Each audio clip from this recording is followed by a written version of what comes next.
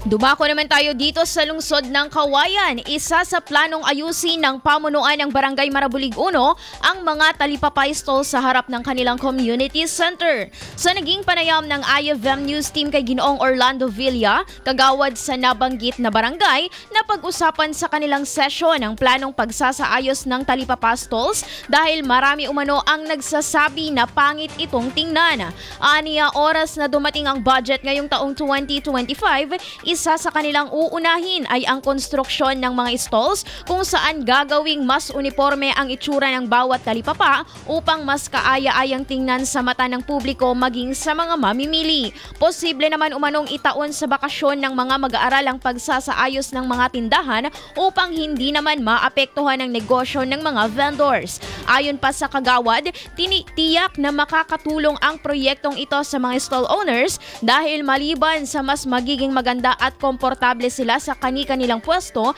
masusulit rin nila ang rentang ibinabayad sa lugar. IFM News.